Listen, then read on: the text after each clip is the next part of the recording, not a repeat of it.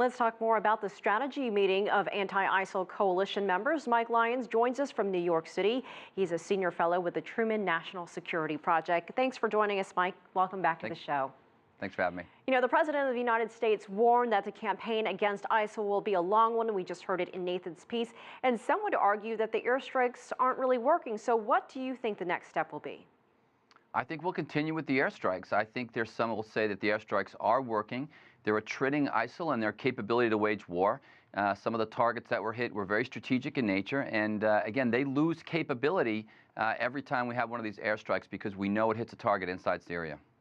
What do you make of the Syrian opposition not being invited to this major ISIL meeting? Much of what's taking place is happening inside Syria. Well, it shows that there really isn't a legitimate opposition that they're ready to call competent enough to actually fight and get involved in the battle. Had they brought a group in there that wasn't ready, they would have legitimized them, and then inside of Syria could have created other challenges and problems. So I think it was smart to only bring sovereign nations into this until they're sure they can vet out and make sure that whatever Free Syrian militia that actually rises up and leads is actually going to be capable, competent, and legitimate. You know, for several days now, even weeks, we've been reporting on what's taking place inside Kobani, this border town near Turkey. How do you see this playing out, and what's a realistic conclusion to what's happening? There seems to be progress in this fight every single day for both sides. It is, and it just shows you the will of the Kurds there and the fighters that they have there, the PYD fighters there, this offshoot of the PKK, which is or PPK, which is in a different group there inside of Turkey. They've got tremendous will. If they get reinforced, they'll do well. It's a Stalingrad situation. They're surrounded on all sides, but they're fighting really for their lives. And it just goes to show you that ISIS has limitations and is not capable of taking this town that they should have taken weeks ago.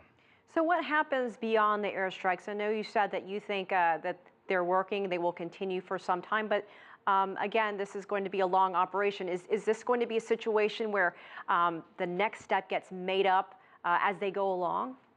I think first and foremost, we have to get Turkey in the fold. I don't believe that they are on board with attacking ISIL inside of Syria. They're more focused on their own concern as a government, which I understand countries act in their own best interest, but they're concerned about taking down the Assad government. I think they have to become more involved. They have by far the most competent ground force, so when ground troops eventually enter in Syria, which what will happen, Turkey will take the lead in that process. Now, they're also going to train some of these Free Syrian militia. The question is, will they train them to fight ISIL, or will they train them to go against the Assad government?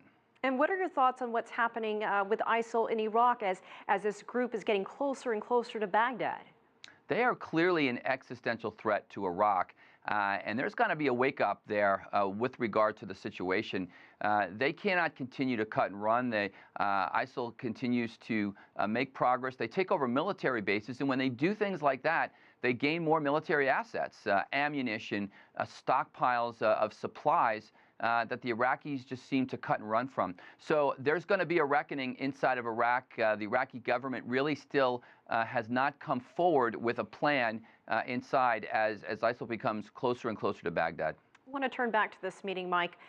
There are reports that a name for this operation will be revealed soon. I want to get the significance of that, as well as many more details surrounding what will take place. Are we getting too much information out there in the public? Should this information be more secure? Well, I don't think so. The president has a responsibility in the United States to be as transparent as possible. He's actually, gone to war here without Congress's approval, working off an old force agreement from years ago. This is not normally how the United States goes to war. You would have thought Congress should have debated this, and in fact, they haven't. So I think the president is already out on a limb as it is. He's got to be as transparent as possible. If all of a sudden General Dempsey says to the president, "Sir, we need 20,000 troops inside of Iraq, and here's why," the question is, will the president go along with that recommendation? Will he go back on his promise not to deploy U.S. troops there? All right, Mike Lyons, thank you so much for your time and your perspective as always. Thank you.